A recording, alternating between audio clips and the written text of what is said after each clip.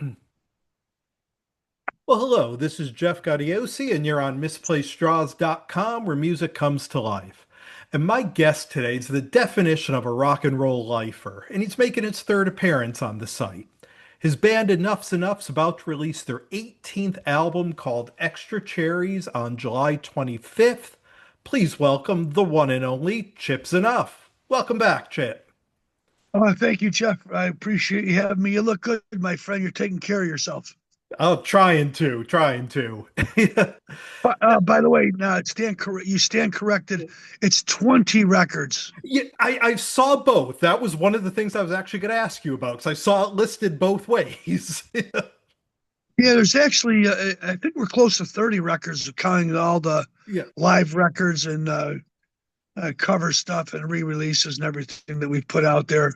But we put a record out, a 3 record disc with Cleopatra Mhm. a couple years ago called Demos and Rarities. So I think that counts for another record, if you There ask you me. go. At least Yep. a record or two, 40 songs on it. It's quite a display of pop material. So I'm going to say 20 records. It's a nice round number, and it's good for my ego. That works. So now, before we get into extra cherries, let's talk about the current lineup of Enough's Enough. Who's in the 2025 version of the band with you? It's a really strong band. I've been very lucky and fortunate. Put together a solid group. It's Jason Camino, formerly of the Nelsons, playing guitar. Luis Kill. Luis Cahill is also the guitar player from a band called Red Devil Vortex. Terrific artist, protege guitarist, wonderful singer. And the drummer from Mike Tramp's White Lion is now playing with us. His name is Brent Arsman. So that rounds out Enough's Enough. Yep. And like I said, I just caught you guys live up here in Connecticut just a couple of weeks ago, and this is such a strong live lineup of the band. I think it's one of the best you've had. Yeah, pretty lucky to. I've always been a cat that was able to find good musicians that would tote the line and and respect the legacy of Enough's Enough. These guys are free thinkers, solid as a rock players. They come from good stock, Yep. and I'm very blessed and certainly lucky at the same time to have a rock solid band of guys who are real soldiers when it comes to rock and roll, because it's a tough lifestyle. We all know that. But when it comes to music, these guys can play. They're the real deal. Yeah. And now, as we mentioned, 20 records. I mean, but especially over the past decade, you've been putting out material pretty consistently. Is it a continuous creative cycle for you? Are you always writing, or is there a time where you sit down and say, okay, time to write the next record? It's certainly a time where you, in this day and age right here, there's a lot of fodder out in the streets. Mhm. There's plenty of things to sing and write and talk about. So there's a plethora of knowledge out there. Mhm. And when I'm inspired, I'm inspired. Even in the old days, in the early Enough Snuff days of Donnie and myself, we were always coming up with a lot of material because we seen what was happening around us. And we were writing about everyday experiences that happened to us and perhaps they happen to the audience as well. So, no exception right now as we getting older. Uh, I think that I do take little breaks once in a while because uh, dear Lord, I've been recording with a lot of different bands. The Zen from Mars record came out. The Choir Boys record I just did, which was we call the Black Eyed Sons with Joe Elliott from Def Leppard. I'm playing on all that stuff, and it's not just one song on these records. I'm playing on the whole records. The Dave Ellefson record from Megadeth. That's a solid couple songs we just recorded. I just did that Hair Supply record, which is all those Air Supply songs, and that was certainly challenging as well. And then nonstop other records I've worked on with the Marquishe record in Chicago, which is like working with Frank Zappa. That cat's out of his mind. Some great stuff there. And hopefully you'll see a light of day in the end of the year with that record. And other projects that I've done, Beggars and Thieves over in England. I get a chance to play on these records and get a chance to write, and it keeps me going. It keeps me sharp. Mhm. And then when it's time for an Enuff Z'Nuff album, I'm prepared. And by the way, we have this new record, Xtra Cherries, that's coming out right in the next couple of weeks. But we also have an Enuff Z'Nuff live at the Whiskey A Go Go Oh, that's going to really? follow right behind that Mhm. sometime at the end of the year. So I'm excited because there's a lot of good music, and we're being creative and having a good time. And perhaps I'll be able to share that with our audience out there. And I think the Enuff Z'Nuff fans, for any groups that are out there, they want to hear new music all the time. Mhm. And there's some really strong material on Extra Cherries. You've been playing the first single, Heavy Metal, live on the tour. What's the reaction been like as fans hear the new music?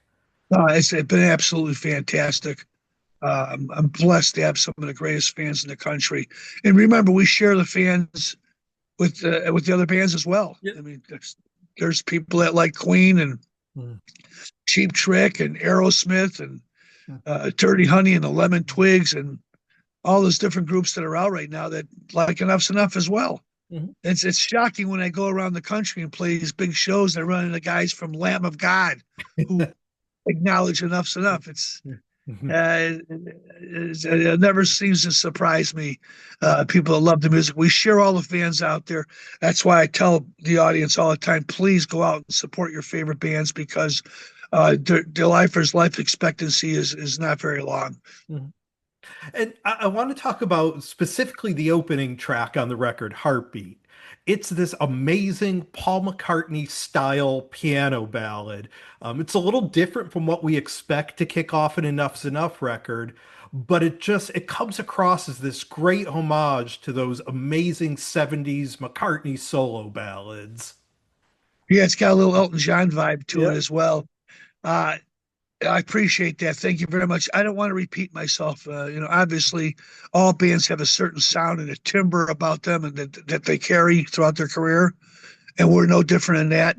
But I think that our approach on a lot of the records that we have put out in the past couple dozen years has been always, good songs, solid songwriting, and our real uh, our nose to the grindstone, keep our ears to what's happening on the street.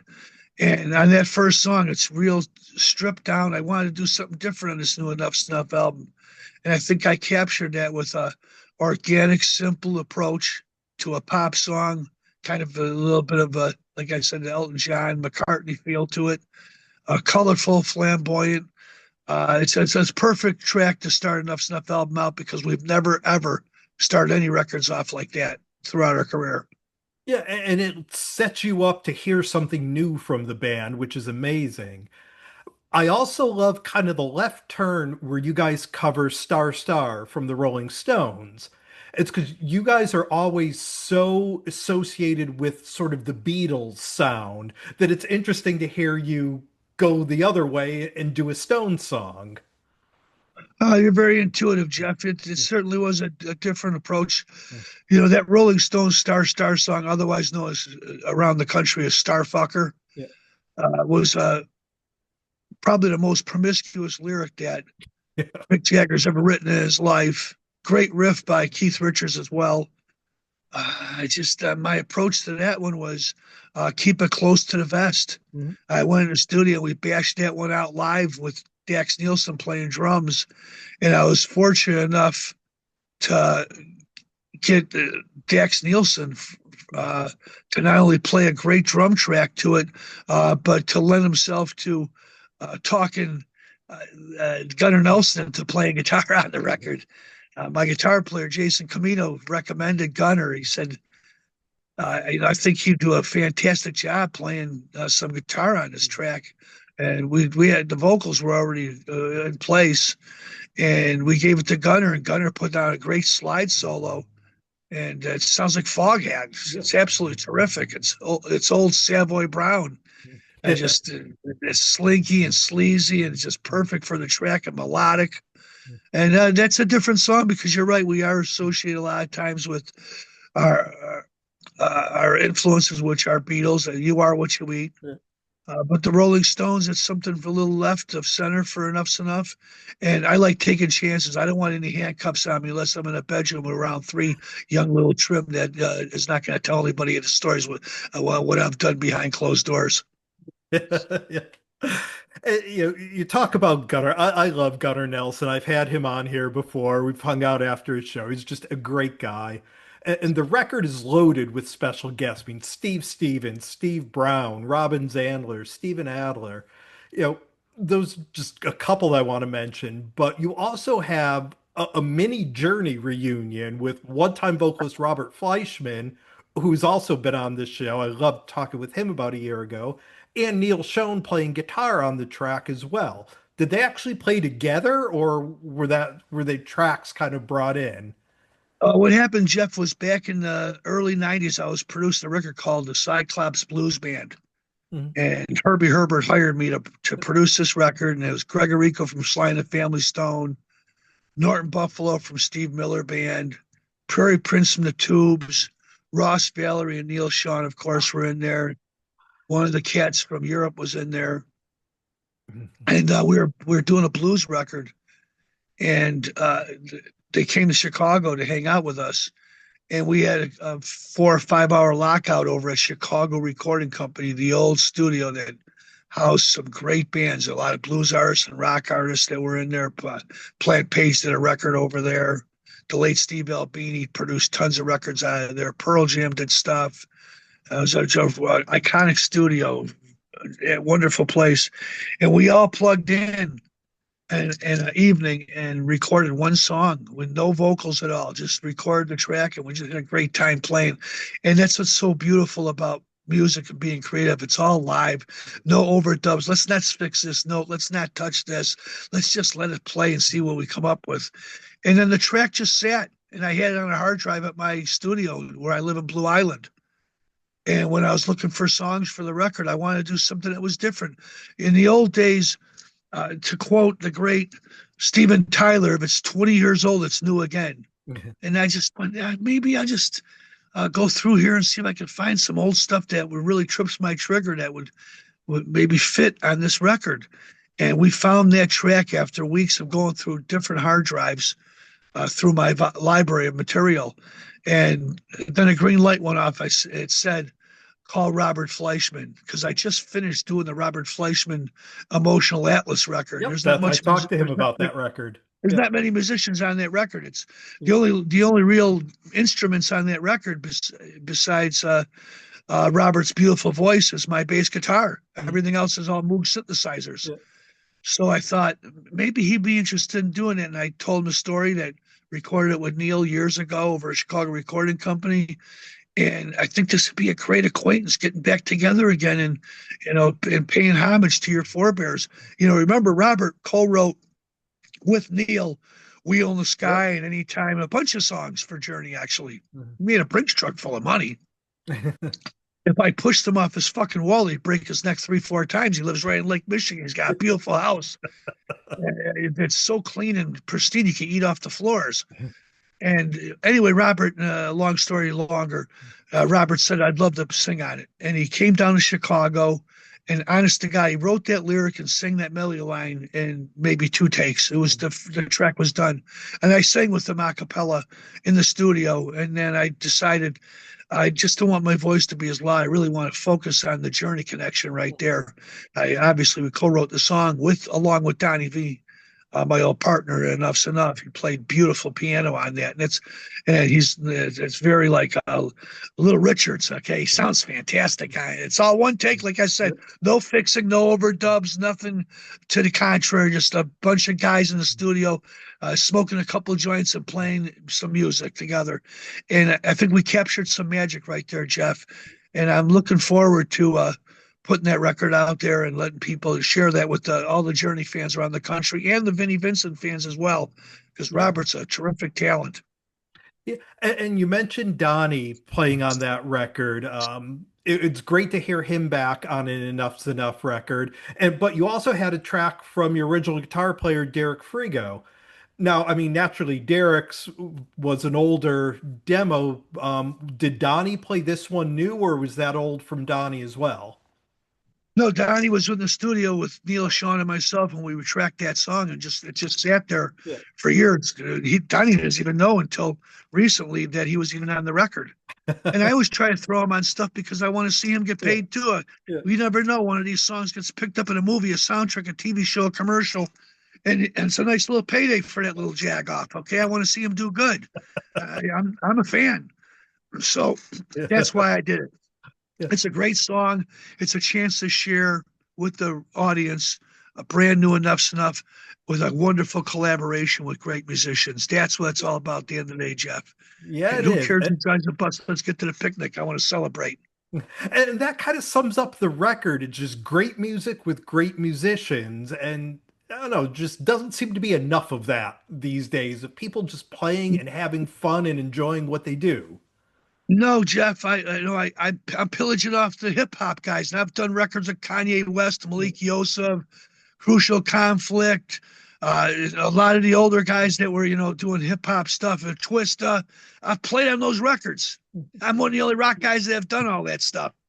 And I'm not a six trick pony, but I certainly like to think of myself as one. And when I was putting this record together, I said, I see these hip hop guys all sharing a stage together. What real brothers, and the common unity those guys have. I admire it beyond belief. And more rock musicians need to do that kind of stuff. And as I mentioned to you earlier, all the records I've played on in just the last year, I'm sharing a stage with some cool guys out there. Mhm. And the approach on this record was I could do it all myself. I really don't need a lot of guys. I can make records. I can do solo records. Mhm. I can do records. I like to compete and play with my fellow constituents. That's what gives me a rig. Okay. That makes me excited to get out there and play with my brothers. So when my approach on the record, when I was first recording it, we were talking with, the powers that be, Brian Pereira, who carries a large stick over at Cleopatra. And he even said to me, I said, I'm going to get some guys to play on the record. I got some tracks that I've done with a few guys from the past. I think it might be nice to have them on the record. He goes, Chip, get as many as those guys as you can for the album. It's going to help elevate your perception. And that's what I did. Yeah. And now we had mentioned Donnie and how you try to keep him involved a little bit on each record. Do you ever see a time where you guys will do either a full show or a full record together, or is that kind of past now? We spent a lot of time together, and we really worked hard through the years. And there was a lot of peaks and valleys, and we've definitely found ourselves behind the eight ball quite a bit. And there's a black cloud following us, but nonetheless, those songs are timeless as far as I'm concerned. It can house 20 bands that are out there right now. We gave the songs to other artists to record. Quite challenging too. So those performances, those are one and two takes records that we've done. We had wonderful chemistry together for 20 something years. He quit the band 2, 3 times. The last time I realized, I can't keep pushing him and begging him to come on back. He still goes out and does solo stuff. He plays with my old guitar player, Alex Kane from Life, Sex, and Death. And they got some solid shows. They do a lot of the Enuff Z'Nuff stuff. The Donnie Vie band, it's very good. But for him to come back there, I think that would be a confusing motion with progress at this point. That being said, though, on September 14th, Enuff Z'Nuff is being inducted into Illinois Rock and Roll Hall of Fame. And when they called me to ask me if I was interested, of course I was. I said, I'd like to bring my brother in there because he's a big part of the history of the band. And they accepted it. And they said, yeah, it'd be great, Chip. And I called Donnie, and he's going to sing a couple songs. It's Enuff Z'Nuff, Disturbed, Smashing Pumpkins, Head East, Richard Marx, and a host of other great artists. They're all going to be inducted at the Rialto Theater in Joliet, September 14th of 2025. So yeah, he will be back for a couple of songs. I'm proud of that. And I'll always include him on stuff on the records as well, but I just don't ever see him. He's mentioned to me, he goes, he's not interested in getting in the Oscar Mayer Wiener wagon and playing 6, 7 days a week on the road. It's not for the faint of heart. It's a tough job, and Donnie's last tours with Enuff Z'Nuff, we were on a tour bus with an ounce of cocaine, a couple of big bottles of Jack Daniels, with King's X cranked in the front of the bus, listening to Gretchen Goes to Nebraska. It was a great little party that we had. And all things must end, as all things must pass, as the great George Harrison has written. So proud of our heritage and our history together. He does solo stuff.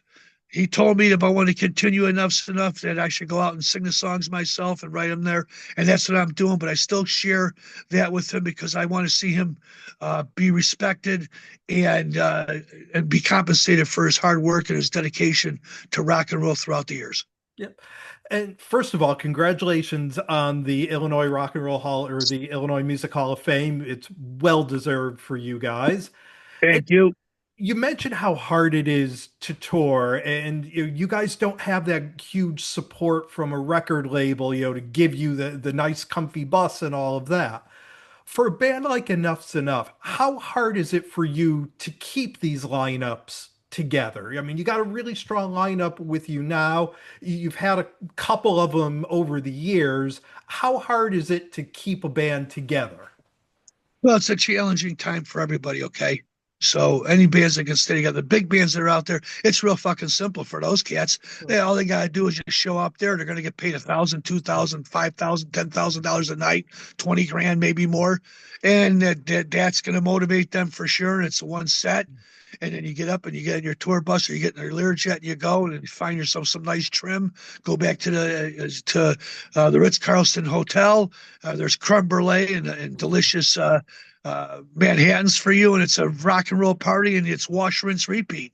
For bands like us, very difficult and challenging. So, sometimes the lineups do change. That's why bands get paid a Brinks truck full of money when they stay together because it's a miracle at the end of the day to have all the original guys there.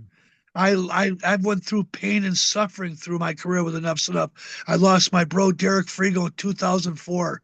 Then right after that, 3 years later, the great Ricky Parent, he succumbed to cancer, and then Donnie split again for the last time. It was me against. I had nobody. It was Chip. If you don't move forward, you're going to fail and fall apart. And failure perhaps is not in my vocabulary because to me it means let's get it right the next time. Yep, 100%.